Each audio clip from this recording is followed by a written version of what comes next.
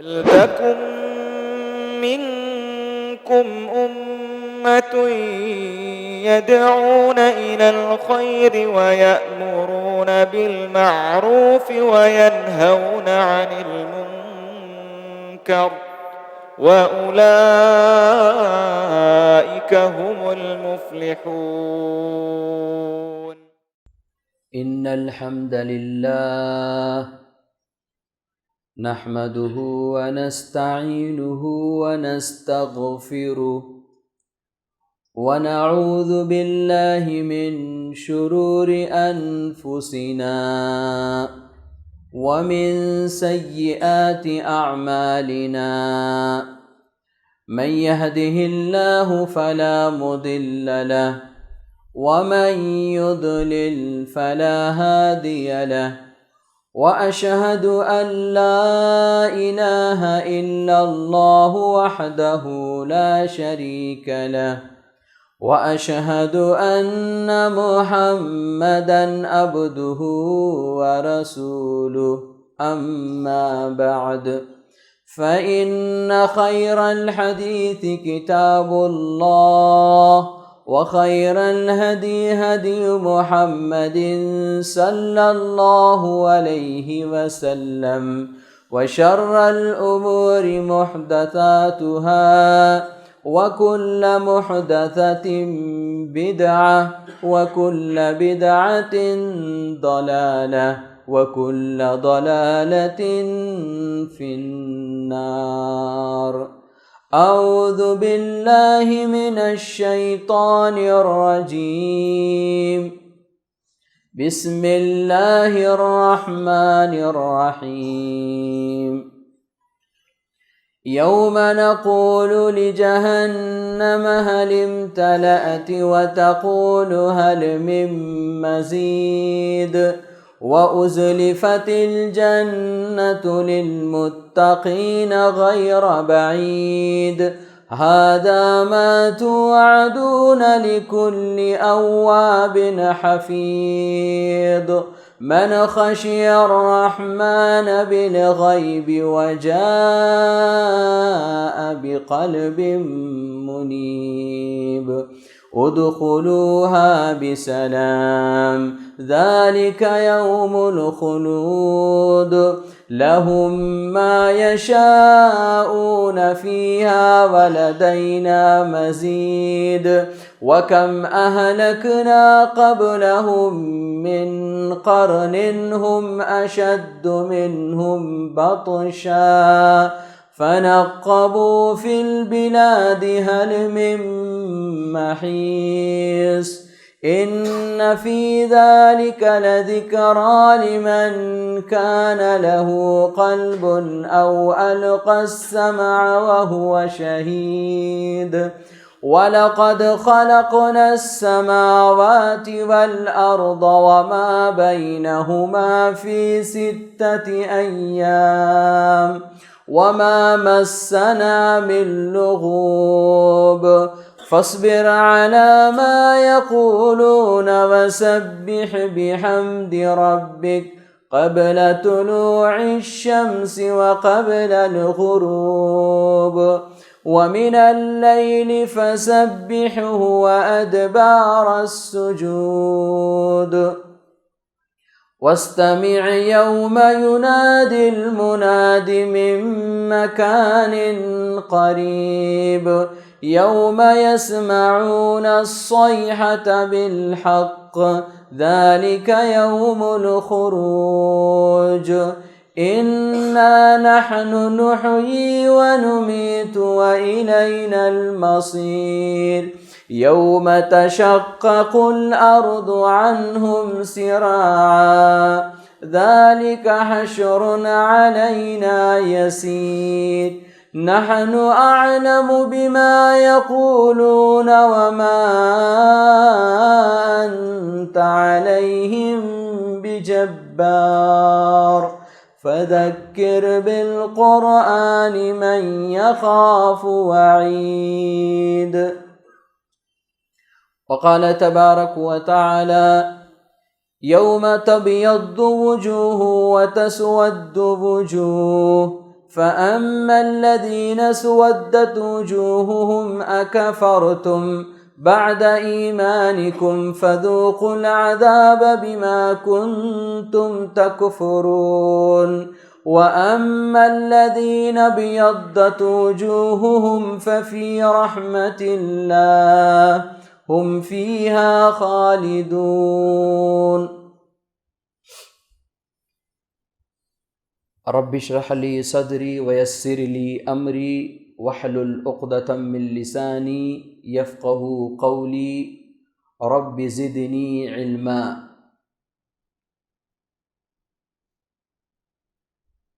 محترم حاضرین جمعہ،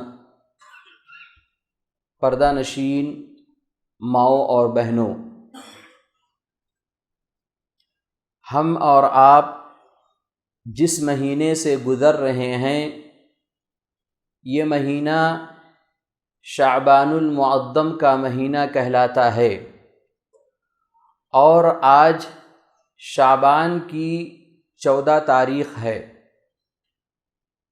محترم حضرات، اس مہینے کو مسلمان عام طور پر 2 باتوں سے بہت زیادہ جانتے ہیں۔ پہلی بات کہ جب شعبان المعظم کا مہینہ آتا ہے تو مسلمانوں کا ایک طبقہ یہ خیال کرتا ہے، یہ سوچتا ہے کہ یہ وہ مہینہ ہے کہ جس مہینے کے بعد رمضان المبارک کا مہینہ آتا ہے، جس میں ہم روزہ رکھتے ہیں، قیام اللیل کرتے ہیں، تراویح کی نماز پڑھتے ہیں، صدقات و خیرات کرتے ہیں، قرآن مجید کی تلاوت زیادہ سے زیادہ کیا کرتے ہیں، اور اس کے علاوہ بہت ساری نیکیاں کرتے ہیں۔ یہ ایک اچھا پہلو ہے، یہ ایک نیک پہلو ہے۔ وہیں پر مسلمانوں کا ایک دوسرا طبقہ جو یہ خیال کرتا ہے کہ جیسے ہی شعبان المعظم کا مہینہ آتا ہے فوراً اس کے دل کے اندر، اس کے سوچ کے اندر یہ بات آ جاتی ہے کہ اس مہینے کے اندر خصوصاً شعبان المعظم کی 15ویں رات کو قبرستان کی زیارت کی جائے اور اچھے سے اچھا کھانا پکایا جائے، حلوہ اور پوڑی بنایا جائے، اس لیے کہ ان کا یہ عقیدہ ہوتا ہے کہ روحیں آتی ہیں ہمارے گھروں پر، اس لیے ان کے کھانے پینے کا انتظام کرو۔ اس کے علاوہ بہت سارے بدعات و خرافات کرتے ہیں۔ یہ ایک برا پہلو ہے، یہ اچھا پہلو نہیں ہے۔ محترم حضرات، آج کے خطبہ جمعہ میں میں آپ کے سامنے شعبان المعظم کے حوالے سے کچھ باتیں رکھنے کی کوشش کروں گا کہ ماہ شعبان کے فضائل کیا ہیں، مسائل کیا ہیں، اور اس مہینے کے حوالے سے لوگوں نے کیا کچھ ایجاد کر لی ہیں، اور اس مہینے کی جو 15ویں تاریخ ہے اس کے حوالے سے اسلامی شریعت کیا کہتی ہے اور لوگوں نے کیا کچھ ایجاد کر لی ہے۔ اس حوالے سے آج میں آپ کے سامنے کچھ گفتگو کرنے کی کوشش کروں گا۔ محترم حضرات، سب سے پہلے آپ یہ جان لیں کہ اللہ تبارک و تعالی نے ہم سب کو صرف اور صرف اپنی عبادت کے لیے، اپنی بندگی کے لیے پیدا فرمایا ہے۔ وَمَا خَلَقْتُ الْجِنَّ وَالْإِنسَ إِلَّا لِيَعْبُدُونَ۔ اللہ تبارک و تعالیٰ نے کہا کہ میں نے انسان اور جنات کو صرف اپنی عبادت کے لیے پیدا کیا ہے۔ تو انسان اور جنات کے پیدا کرنے کا مقصد اللہ تبارک و تعالیٰ کی عبادت ہے۔ اب سوال یہ ہے کہ اس عبادت کی ذمہ داری مجھ پر اور آپ پر کب سے شروع ہوتی ہے اور کب ختم ہوتی ہے؟ تو جواب یہ ہے کہ 7 سال سے شروع اور زندگی کی آخری سانس باقی رہنے تک یہ ذمہ داری ہم سب پر باقی رہتی ہے۔ مطلب یہ ہوا کہ عبادت و بندگی 7 سال سے شروع اور زندگی کی آخری سانس پر ختم۔ محترم حضرات، یہ عبادت جو اللہ تبارک و تعالیٰ کا حق ہے، اللہ تبارک و تعالیٰ کے اس حق کو ادا کرنے کے لیے اللہ تبارک و تعالیٰ کے مرضی کے مطابق ہمیں عبادت کرنی ہوگی۔ اور اللہ تبارک و تعالیٰ کی مرضی کیا ہے؟ اللہ تبارک و تعالیٰ کی مرضی یہ ہے کہ میرے بندے میری عبادت بالکل اسی طرح سے کریں جیسے میرے نبی نے میری عبادت کی ہے۔ آپ یہ بات یاد رکھو، عبادتوں میں 2 باتوں کا خاص خیال رکھنا بہت ضروری ہے۔ عبادت کس کی ہو اور عبادت کیسی ہو؟ عبادت اللہ کی ہو اور عبادت نبی کی جیسی ہو۔ رسول اللہ صلی اللہ علیہ وسلم جیسے عبادت کر کے گئے ہیں سیم ویسے ہی ہمیں عبادت کرنی چاہیے۔ تو لہذا کسی بھی طرح کی عبادت ہو، مالی عبادت ہو، بدنی عبادت ہو، قلبی عبادت ہو، قولی عبادت ہو، صدقات و خیرات ہو، کوئی بھی عبادت ہو، عبادتوں میں ہمیں اس بات کا خیال رکھنا چاہیے کہ ہم اور آپ پیارے نبی صلی اللہ علیہ وسلم کے طریقے پر عبادت کریں، پیارے نبی صلی اللہ علیہ وسلم کے بتائے ہوئے طریقے سے ہٹ کر کسی دوسرے کے طریقے پر عبادت کرو گے تو گناہ ہوگا، بدعت ہوگی، اور بدعتی کا عمل قابل قبول نہیں ہوتا ہے اللہ تبارک و تعالیٰ کے نزدیک۔ خطبہ مسنونہ کے بعد قرآن مجید سورہ آل عمران کی جو 2 آیتیں میں نے آپ کے سامنے تلاوت کی ہے، ان آیتوں میں اللہ تبارک و تعالیٰ نے یہی بات بیان فرمائی ہے۔ اللہ تبارک و تعالیٰ نے کہا فَأَمَّا الَّذِينَ سُوَدَّتْ وُجُوهُهُمْ، کچھ لوگوں کے چہرے کل قیامت کے دن حشر کے میدان میں روشن ہوں گے، پر نور ہوں گے، سفید ہوں گے، اور کچھ لوگوں کے چہرے سیاہ ہوں گے، کالے ہوں گے۔ فَأَمَّا الَّذِينَ سُوَدَّتْ وُجُوهُهُمْ أَكَفَرْتُمْ، اور جن لوگوں کے چہرے سیاہ ہوں گے، کالے ہوں گے، ان سے کہا جائے گا کہ تم نے ایمان لانے کے بعد پھر تم نے کفر کیا، ایمان لانے کے بعد تم پھر کافر ٹھہرے، فَذُوقُوا الْعَذَابَ بِمَا كُنْتُمْ تَكْفُرُونَ، اب اپنے کفر کے سبب جہنم کے عذاب کا مزہ چکھو۔ وَأَمَّا الَّذِينَ ابْيَضَّتْ وُجُوهُهُمْ فَفِي رَحْمَةِ اللَّهِ، اور جن لوگوں کے چہرے پر نور ہوں گے، سفید ہوں گے اور روشن ہوں گے، وہ اللہ تبارک و تعالیٰ کی رحمت میں ہوں گے۔ اللہ تبارک و تعالیٰ کی رحمت الہی ان کے اوپر برس رہی ہوگی، وہ اللہ تبارک و تعالیٰ کی نعمتوں میں ہوں گے۔ ہم فیہا خالدون، اور وہ لوگ ان نعمتوں میں ہمیشہ ہمیشہ رہیں گے۔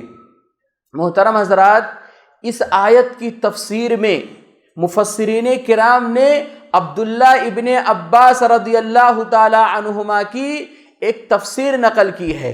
انہوں نے کہا کہ جن لوگوں کے چہرے پر نور ہوں گے، جن لوگوں کے چہرے کل قیامت کے دن حشر کے میدان میں روشن ہوں گے، سفید ہوں گے، یہ اہل السنہ والجماعہ کے لوگ ہوں گے۔ جو لوگ سنت کے پیروکار ہیں، سنت کے متبع ہیں، طریقے نبوی پر چلنے والے ہیں، کل قیامت کے دن حشر کے میدان میں ایسے ہی لوگوں کے چہرے روشن ہوں گے، سفید ہوں گے، پر نور ہوں گے، اور یہی لوگ اہل السنہ والجماعہ ہیں۔ اور کہا کہ کل قیامت کے دن حشر کے میدان میں جن لوگوں کے چہرے سیاہ ہوں گے، کالے ہوں گے، یہ اہل البدع ہیں، یہ اہل البدع ہیں، جن لوگوں نے اپنے زندگی کے اندر بدعت و خرافات کر کے اس دنیا سے گئے ہوں گے، کل قیامت کے دن حشر کے میدان میں ان کے چہرے کالے ہوں گے، سیاہ ہوں گے۔ اور آپ جانتے ہیں کہ کل قیامت کے دن حشر کے میدان میں بدعتیوں کو بڑی ذلت و رسوائی کا سامنا کرنا پڑے گا۔ اللہ تبارک و تعالی نے سورۃ الغاشیہ کے اندر ارشاد فرمایا کہ وجوہ یومئذ خاشعہ، اللہ تبارک و تعالیٰ نے کہا کہ اس دن کتنے ایسے چہرے ہوں گے جو ذلت و رسوائی سے جھکے ہوئے ہوں گے، عاملۃ ناصبہ، حالانکہ یہ لوگ دنیا کے اندر عمل کر کر کے تھک چکے ہوں گے، عمل کرنے کے باوجود بھی ان کے اوپر ذلت و رسوائی چھائی ہوئی ہوگی۔ اور سبحان اللہ، پیارے نبی صلی اللہ علیہ وسلم جب جامع کوثر اپنے امتیوں کو سیراب کر رہے ہوں گے، جامع کوثر سے بدعتی آئیں گے، پیارے نبی صلی اللہ علیہ وسلم کی طرف بڑھیں گے، فرشتے انہیں روک دیں گے، فرشتے انہیں روک دیں گے کہ تمہیں جامع کوثر پینے کا کوئی حق نہیں ہے۔ پیارے نبی صلی اللہ علیہ وسلم کہیں گے کہ یہ تو میرے امتی ہیں، میں تو ان کو پہچان رہا ہوں۔ فرشتے کہیں گے اے اللہ کے نبی صلی اللہ علیہ وسلم، آپ سچ کہہ رہے ہیں، یہ آپ ہی کے امتی ہیں، لیکن آپ کو معلوم نہیں ہے آپ کے دنیا سے جانے کے بعد انہوں نے آپ کے دین کے اندر تبدیلی پیدا کر دی۔ پیارے نبی صلی اللہ علیہ وسلم کو جب یہ سننا ہوگا، پیارے نبی صلی اللہ علیہ وسلم کہیں گے سحقاً سحقاً لمن غیر بعدی، پیارے نبی صلی اللہ علیہ وسلم کہیں گے کہ وہ شخص دور ہو جائے، وہ شخص دور ہو جائے جس نے میرے بعد میرے دین کے اندر تبدیلیاں کر کے رکھ دیا۔ پتہ یہ چلا کہ کل قیامت کے دن حشر کے میدان میں بدعتی حوض کوثر، جامع کوثر سے بھی محروم ہو جائے گا۔ اور محترم بھائیوں، آپ خود غور کرو کہ یہ کتنی بڑی محرومی ہے۔ ایک محرومی تو یہ ہے کہ انسان عمل نہ کرے، بے عمل ہو کر کے جہنم کے اندر چلا جائے، انسان نے کچھ عمل نہیں کیا، اپنے بے عملی کے سبب وہ جہنم کے اندر چلا گیا۔ لیکن اس سے بڑی محرومی اور کیا ہو سکتی ہے؟ اس سے بڑی محرومی اور کیا ہو سکتی ہے کہ انسان عمل کر کے جہنم میں جائے، پیسہ خرچ کر کے جہنم میں جائے، وقت خرچ کر کے جہنم میں جائے، محنت کر کے جہنم میں جائے، اور عبادت کر کے جہنم میں جائے، راتوں کو نیند قربان کر کے جہنم میں جائے، راتوں کو جاگ کر کے جہنم میں جائے۔ اللہ کی قسم، کل قیامت کے دن حشر کے میدان میں بدعتی کو بہت بڑا نقصان ہونے والا ہے، اور یہ بہت بڑا نقصان ہوگا۔ کیوں؟ اس لیے کہ وہ یہ سوچ رہا ہے کہ میں جو کر رہا ہوں بہت اچھا کر رہا ہوں، وہ یہ سمجھ رہا ہے کہ میں نیک عمل کر رہا ہوں، میں اچھا عمل کر رہا ہوں، میں ایسا عمل کر رہا ہوں کہ جس عمل کی وجہ سے میں جنت سے قریب ہو رہا ہوں، میں رب سے قریب ہو رہا ہوں۔ حالانکہ وہ شخص اللہ تبارک و تعالیٰ کے نزدیک ایسے ایسے کام کر رہا ہے کہ جس کام کی وجہ سے وہ شخص رب کی رحمت سے دور ہو رہا ہے، جہنم سے قریب ہو رہا ہے، اور جنت سے دور ہو رہا ہے۔ اسی لیے اللہ تبارک و تعالیٰ نے کہا کہ قُلْ هَلْ نُنَبِّئُكُمْ بِالْأَخْسَرِينَ أَعْمَالًا، اے پیغمبر آپ لوگوں سے کہہ دیجئے، آپ لوگوں کو بتا دیجئے کہ عمل کے اعتبار سے، عمل کرنے کے اعتبار سے سب سے زیادہ گھاٹے میں کون لوگ ہوں گے؟ الذین ضل سعیہم فی الحیاۃ الدنیا وہم یحسبون انہم یحسنون صنعا۔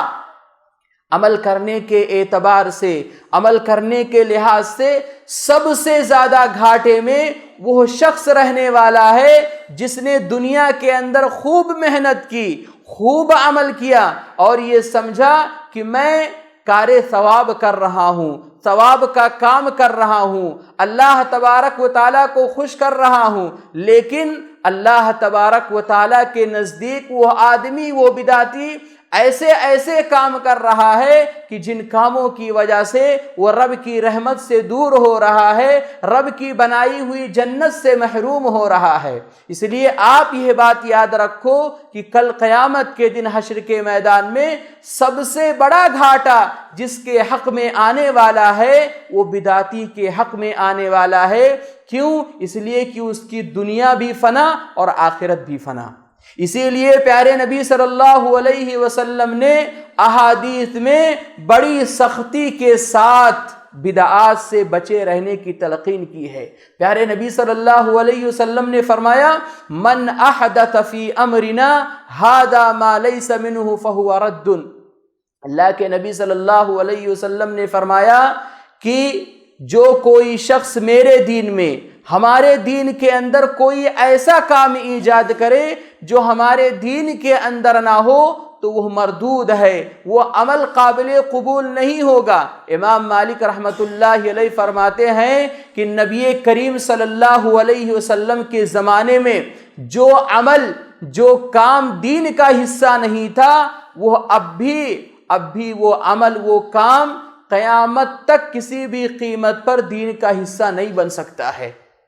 ایک اور حدیث پر آپ غور کریں، اللہ کے نبی صلی اللہ علیہ وسلم نے فرمایا کہ اللہ تبارک و تعالیٰ کے نظروں میں 3 اشخاص ایسے ہیں، 3 لوگ ایسے ہیں جو بڑے مبغوض ہیں، بڑے ناپسندیدہ ہیں۔ اللہ تبارک و تعالیٰ ان 3 لوگوں سے بڑا سخت نفرت کرتا ہے۔ نمبر 1، اس میں سے ایک شخص ایسا ہے جو سرزمین حرم میں گناہ کرنے والا ہے۔ سرزمین حرم کے اندر جو آدمی گناہ کرتا ہے، اللہ تبارک و تعالیٰ اس سے سخت نفرت کرتا ہے۔ اور دوسرا آدمی ایسا ہے کہ اسلام لانے کے بعد قرآن و حدیث کی تعلیمات اتنا واضح ہونے کے باوجود جاہلیت کے طور طریقوں کو اپنائے، بدعتوں کو اپنائے، رسم و رواج کو اپنائے، اور ایسے اپنائے جبکہ اس کے سامنے ہدایت بالکل واضح ہے، بالکل واضح ہے، اور ایسے واضح ہے کہ اس کی راتیں بھی دن کے مانند روشن ہیں۔ اس کے باوجود وہ رسموں کو اپنائے، بدعتوں کو اپنائے۔ پیارے نبی صلی اللہ علیہ وسلم فرماتے ہیں کہ ایسا شخص بھی اللہ تبارک و تعالیٰ کے نزدیک بڑا مبغوض ہے، بڑا ناپسندیدہ ہے۔ اللہ تبارک و تعالیٰ ایسے شخص سے بڑا نفرت کرتا ہے۔ اور تیسرا آدمی وہ ہوگا جو انسان کسی مسلمان کو ناحق قتل کیا ہوگا، ناحق کسی کا قتل کر دیا، ناحق کسی کا مرڈر کر دیا۔ اللہ تبارک و تعالیٰ کے نزدیک ایسا آدمی بھی بڑا مبغوض ہے، بڑا ناپسندیدہ ہے۔ پتہ یہ چلا کہ ان تینوں اشخاص میں سے ایک شخص ایسا بھی ہے جو بدعتی ہے، بدعتوں پر عمل کرنے والا ہے۔ یہ شخص بھی اللہ تبارک و تعالیٰ کے نزدیک بڑا مبغوض ہے، بڑا ناپسندیدہ ہے۔ محترم حضرات، تمہیدی طور پر میں نے آپ کے سامنے بدعت کی مذمت کے حوالے سے کچھ باتیں رکھی، اور یہ اس لیے رکھی ہیں کہ شعبان المعظم کا مہینہ اس ناحیت سے بڑا مظلوم مہینہ ہے۔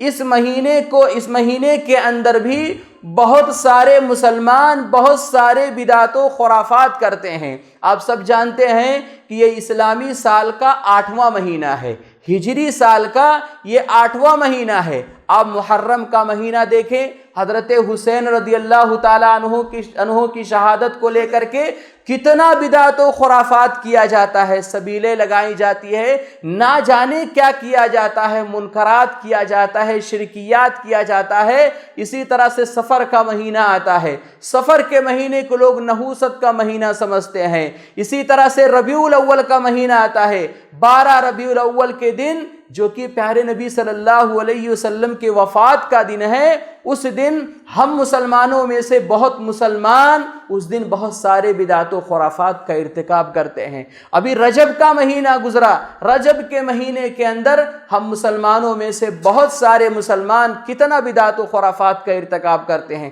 رجب کے کنڈے بناتے ہیں۔ اور پھر یہ مہینہ جب آتا ہے تو اس مہینے کے اندر خصوصاً شعبان کی 15ویں جو رات ہوتی ہے، 15ویں جو تاریخ ہوتی ہے، اس تاریخ کو مسلمان بہت سارے بدعت و خرافات کا ارتکاب کرتے ہیں۔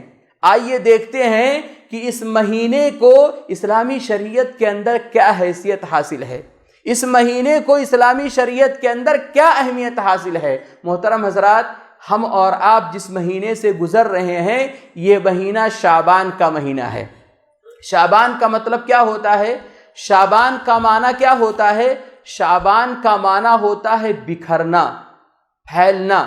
اور اس کی وجہ تسمیہ حافظ ابن حجر رحمۃ اللہ علیہ بیان کرتے ہیں کہ شعبان کے مہینے میں عرب کے لوگ پانی کی تلاش میں بکھر جایا کرتے تھے، اس لیے اس کا نام شعبان کا مہینہ پڑا۔ اور ایک وجہ یہ بیان کرتے ہیں چونکہ اس سے پہلے والا جو مہینہ ہے وہ رجب کا مہینہ ہے، وہ رجب کا مہینہ ہے، اور رجب کا مہینہ حرمت والے مہینوں میں سے ایک مہینہ ہے۔ اور حرمت والا جب مہینہ ہوتا تھا تو زمانے جاہلیت، دور جاہلیت کے لوگ لڑائی جنگ و جدال کرنے کے لیے باہر نہیں نکلا کرتے تھے، اپنے گھروں کے اندر بیٹھے ہی رہتے تھے، لیکن جیسے ہی رجب کا مہینہ پار ہوتا، شعبان کا مہینہ آتا، فوراً وہ اپنے گھروں سے نکل جاتے تھے، جنگ و جدال کے لیے منتشر ہو جایا کرتے تھے، اس لیے اس مہینے کا نام شعبان المعظم کا مہینہ پڑا۔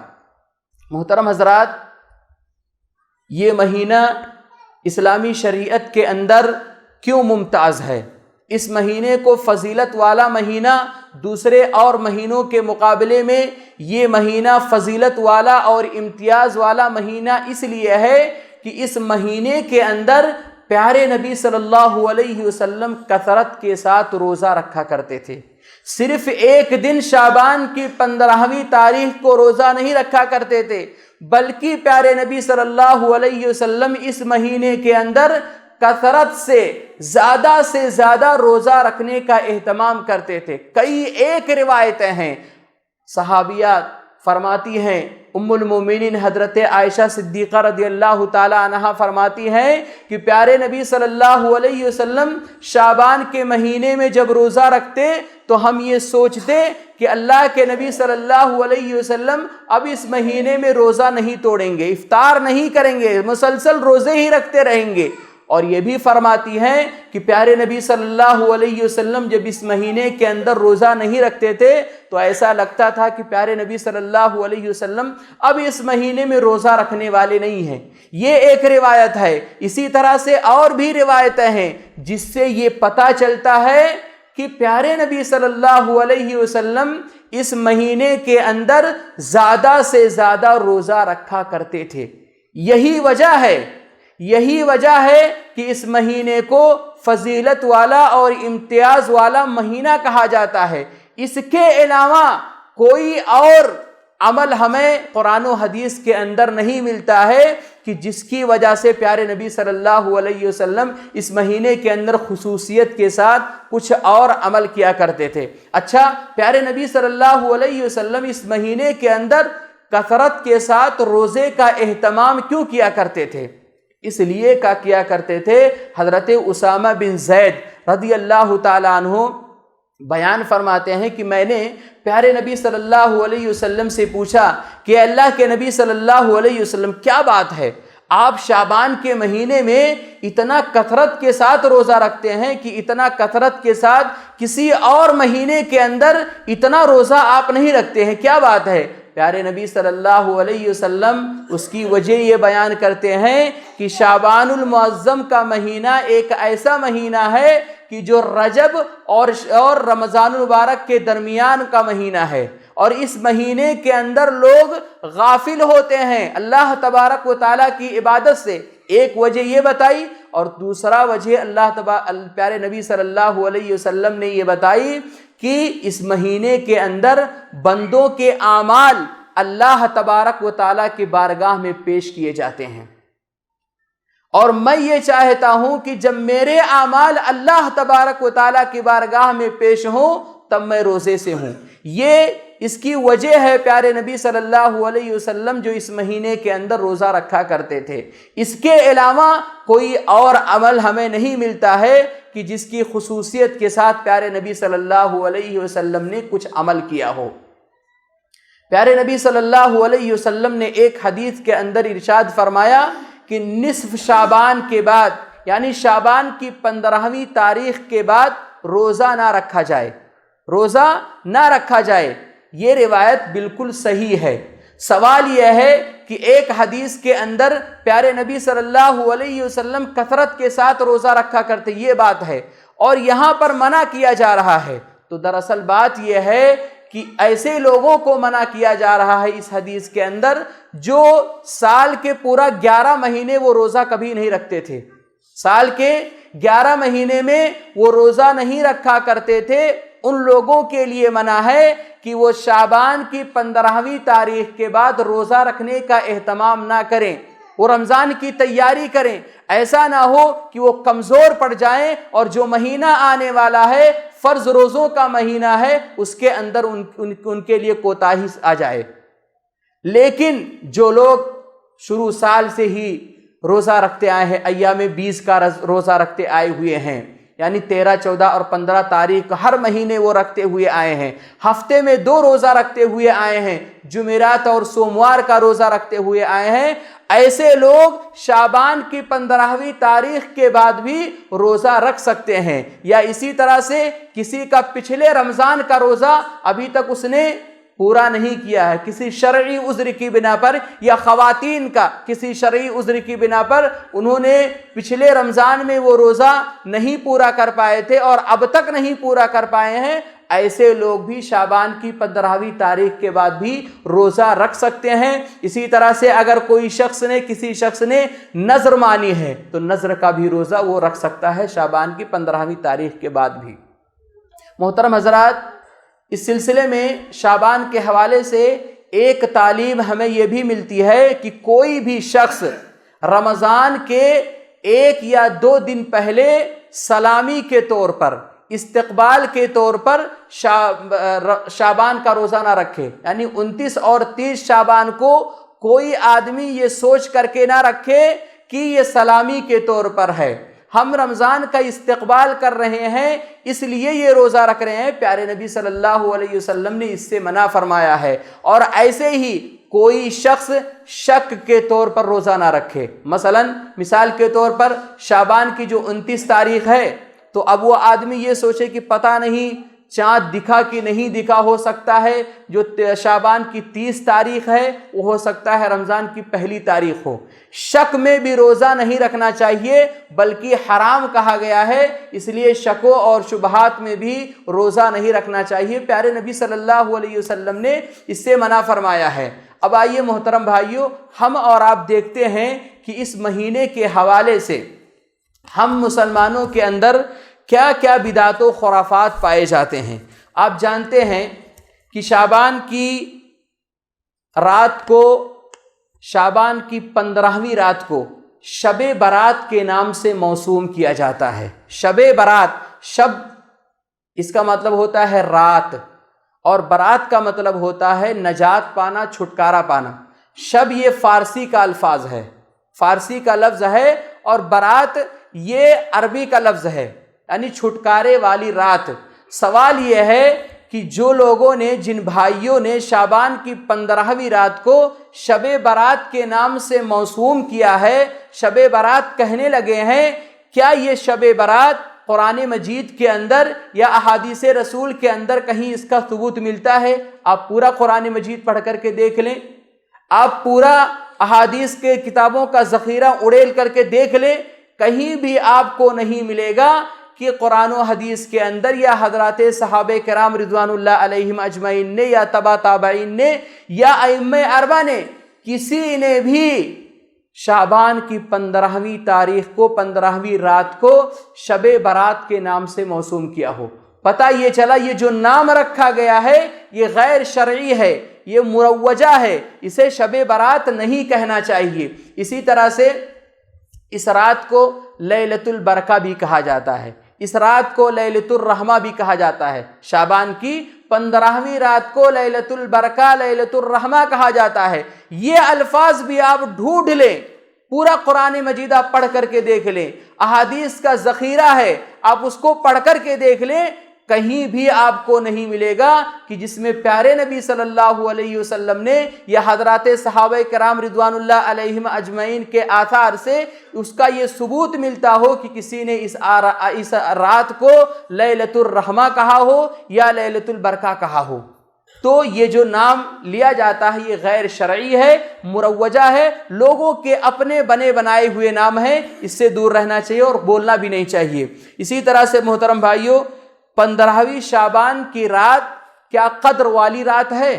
15ویں شعبان کی رات ہم مسلمانوں کے اندر ایک غلط فہمی ہے، کہتے ہیں کہ یہ 15ویں شعبان کی جو رات ہے یہ قدر والی رات ہے، اور اس رات کے اندر بہت بڑے بڑے فیصلے کیے جاتے ہیں، موت کا فیصلہ کیا جاتا ہے، بچے پیدا ہوتے ہیں اس کا فیصلہ کیا جاتا ہے، رزق کا فیصلہ کیا جاتا ہے، اور سال بھر کے اندر جو حادثات پیش آنے والے ہوتے ہیں ایک انسان کے ساتھ اس کا فیصلہ کیا جاتا ہے۔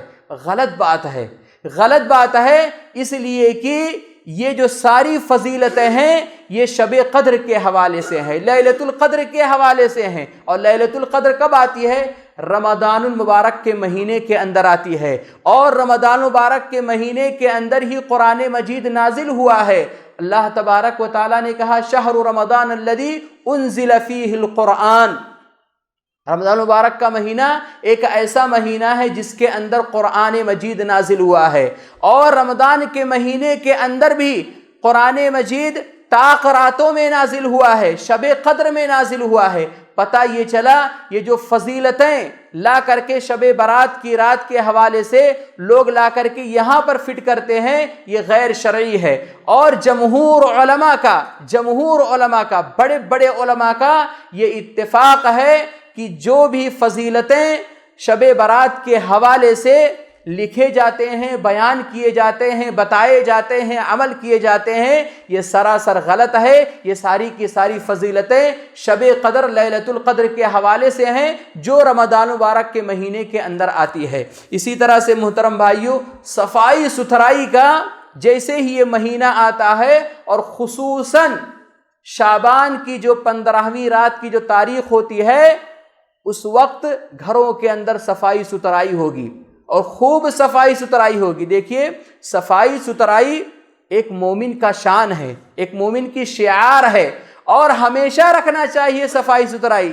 سال کے کسی ایک دن میں صفائی ستھرائی رکھنا یہ پیارے نبی صلی اللہ علیہ وسلم سے ثابت نہیں ہے۔ پیارے نبی صلی اللہ علیہ اگر شب برات کے دن یا شب برات کی رات میں صفائی ستھرائی کرنے کا کوئی حکم ہوتا تو پیارے نبی صلی اللہ علیہ وسلم احادیث کے اندر ویسے ہی بتا دیتے، جیسے اللہ کے نبی صلی اللہ علیہ وسلم نے جمعہ کے سلسلے میں کہا کہ جب جمعہ کا دن آئے تو نہا لیا کرو، اچھے سے اچھا کپڑا پہن لیا کرو، خوشبو لگا لیا کرو، تیل لگا لیا کرو، گھروں کی صفائی وغیرہ کر لیا کرو، اور عیدین کے سلسلے میں بھی یہی حکم ہے۔ لیکن شب برات کے حوالے سے پیارے نبی صلی اللہ علیہ وسلم کا ایسا کچھ حکم نہیں ہے۔ جانتے ہیں کہ الطہور شطر الایمان، پاکی صفائی یہ ایمان ہے، نصف ایمان ہے۔ الطہور شطر الایمان، پاکی صفائی یہ ایمان کا حصہ ہے۔ یہ پورا سال ہونا چاہیے، کسی ایک دن اہتمام نہیں کرنا چاہیے۔ اسی طرح سے محترم بھائیوں، نصف شعبان کی رات کو مختلف قسم کی عبادتیں کی جاتی ہیں، اور مخصوص قسم کی عبادتیں کی جاتی ہیں۔ اجتماعی دعا کیا جاتا ہے، امام صاحب سارے لوگوں کو اکٹھا کر کے اس رات میں دعا کرتے ہیں، سارے کے سارے لوگ آمین کہتے ہیں۔ اجتماعی ذکر و اذکار کیا جاتا ہے، اور اس رات کے اندر صلاۃ الالفیہ ایک نماز ہوتی ہے جو 100 رکعات پر مشتمل ہوتا ہے، وہ پڑھا جاتا ہے، اور اس کو صلاۃ الالفیہ کو ہزاری نماز کہتے ہیں۔ ہزاری نماز کیوں کہتے ہیں؟ اس لیے کہ اس نماز کے اندر 1000 بار قل هو اللہ احد سورۃ الاخلاص پڑھا جاتا ہے، یعنی ہر رکعت کے اندر 10 بار سورۃ الاخلاص پڑھا جاتا ہے۔ یہ صلاۃ الالفیہ کے سلسلے میں بھی سارے علماء کا اتفاق ہے کہ یہ موضوع روایت ہے، من گھڑت روایت ہے، اس روایت پر عمل نہیں کرنا چاہیے۔ اسی طرح سے 12 رکعت پڑھی جاتی ہے، 14 رکعت پڑھی جاتی ہے، راتوں کو شب بیداری کی جاتی ہے۔ اسلامی شریعت اس کی اجازت ہم سب کو نہیں دیتا ہے، اس لیے کہ پیارے نبی صلی اللہ علیہ وسلم کی ایسی کوئی تعلیم نہیں ہے۔ اسی طرح سے محترم بھائیوں، شعبان کی 15ویں تاریخ کو خصوصیت کے ساتھ روزہ رکھا جاتا ہے۔ بہت سارے فون آئے کہ شعبان کے 15ویں تاریخ کو روزہ رکھنا چاہیے۔ غلط بات ہے۔ مہینے کے اندر صرف آپ 1-2 روزہ 14 یا 15 کو آپ رکھیں، پیارے نبی صلی اللہ علیہ وسلم سے یہ ثابت نہیں ہے۔ ہاں آپ کو رکھنا ہوتا، آپ شعبان کے اکثر دنوں کا روزہ رکھتے تو یہ سنت سے ثابت ہوتا، لیکن صرف ایک روزہ اور وہ بھی شعبان کی 15ویں تاریخ کو پیارے نبی صلی اللہ علیہ وسلم سے ایسا کچھ ثابت نہیں ہے۔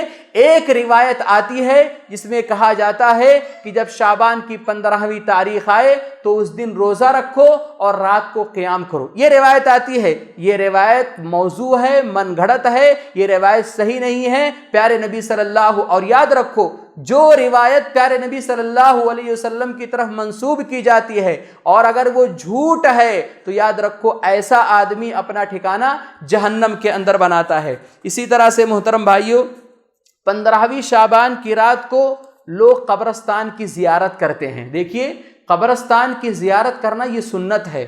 پیارے نبی صلی اللہ علیہ وسلم نے تلقین کی ہے کہ قبرستان کی زیارت کیا کرو، اور کرنا چاہیے، اس لیے کہ ہمیں آخرت کی یاد دلاتی ہے وہ قبر، کرنا چاہیے۔ لیکن کیا بات ہے کہ سال میں صرف ایک رات میں، وہ بھی مغرب کی نماز کے بعد یا عشاء کے بعد، لوگ قبرستان کی طرف جاتے ہیں اور جا کر کے وہاں پر ان کے جو رشتہ دار رہتے ہیں، جن کا انتقال ہو گیا ہوتا ہے، ان کے قبروں کے پاس بیٹھ کر کے روتے ہیں، اگر کوئی نیک ہوتا ہے تو اس سے مانگا کرتے ہیں۔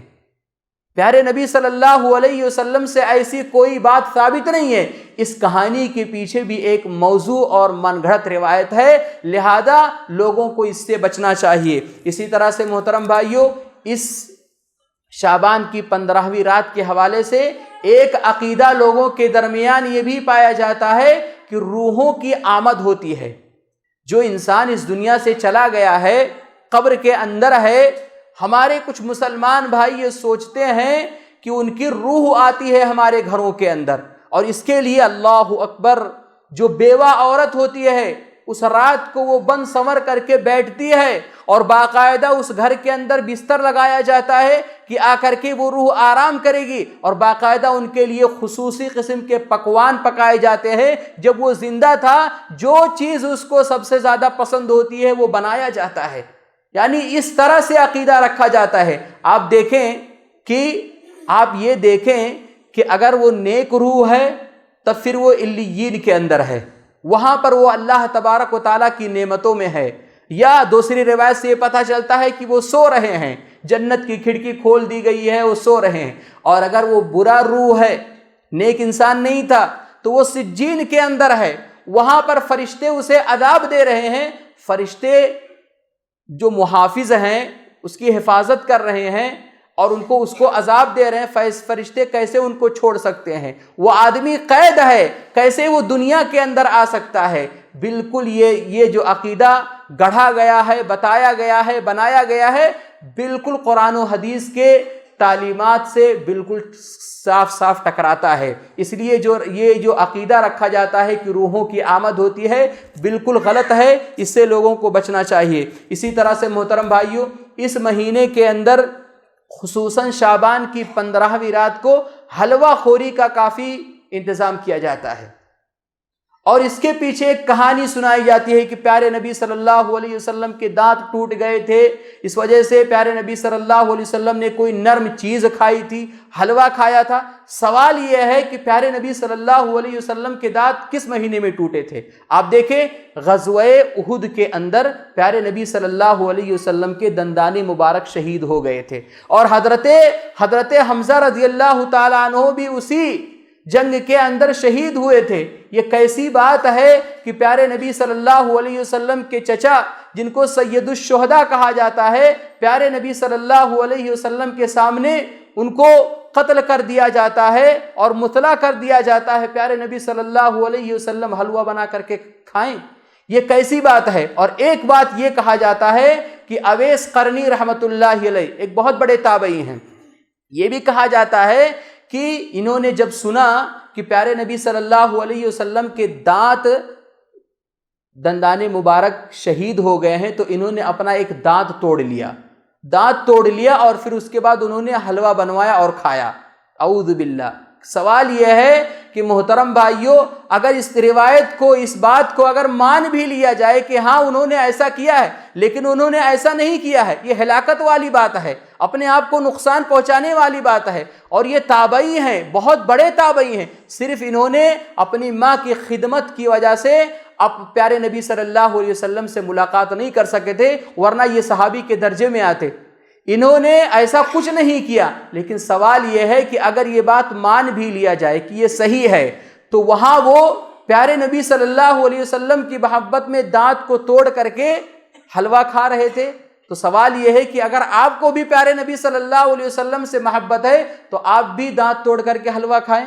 محبت کا تقاضا تو یہی ہے۔ لہذا یہ جو باتیں ہیں علماء کی طرف سے پھیلائی ہوئی باتیں ہیں اور ان کے اپنے پیٹ کا مسئلہ ہے، لہذا یہ جو اس مہینے کے اندر بدعت و خرافات کیا جاتا ہے بچنا چاہیے۔ اور محترم بھائیو، اس حوالے سے میں آپ سارے لوگوں کو، خاص طور سے آپ کے بچوں، آپ کے گھر والوں کو اور آپ کو یہ نصیحت کرتا ہوں کہ جب بھی محرم کا مہینہ آتا ہے تو سبیلیں آپ کے گھروں کے اندر جاتی ہے، آپ کے بچے لے کر کے جاتے ہیں۔